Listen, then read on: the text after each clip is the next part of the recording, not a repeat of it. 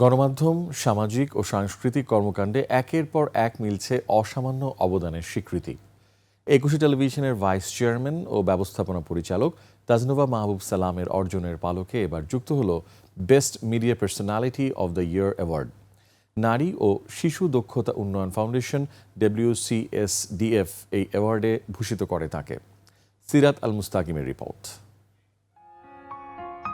তাজনোভা মাহবুব সালাম পেশাগত দক্ষতা, অভিজ্ঞতা এবং দূরদর্শিতায় সময়ের সঙ্গে এক ধাপ এগিয়ে চলা একজন কর্মোদ্যমী মানুষ।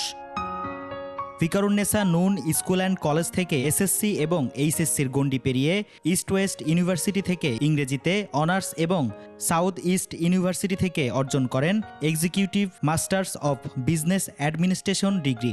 দেশের সীমানা ছাড়িয়ে উচ্চশিক্ষা অর্জনে পাড়ি দেন সুদূর লন্ডনে। ইউনিভার্সিটি অব লন্ডন থেকে কৃতিত্বের সঙ্গে LLB ও মেরিটাইম লয়ের উপর ওয়ার্ল্ড মেরিটাইম ইউনিভার্সিটি সুইডেন থেকে LLM পাশ করেন তাজনোভা মাহবুব সালাম। উচ্চতর ডিগ্রি নিয়ে দেশে ফিরে ব্যবসার পাশাপাশি যুক্ত হন আইন পেশায়। দ্য ল স্কোয়ার নামে একটি ল ফার্মে ব্যারিস্টার সাইদুল হক দিনারের সঙ্গে বিচারণ করেছেন আইন অঙ্গনে।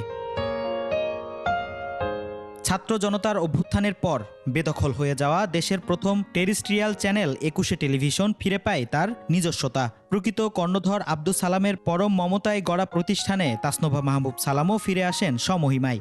একুশের ঐতিহ্য আর দর্শক প্রিয়তা ফেরাতে বহুমুখী মেধা ও শ্রমে একাত্ম হন সার্বক্ষণিক।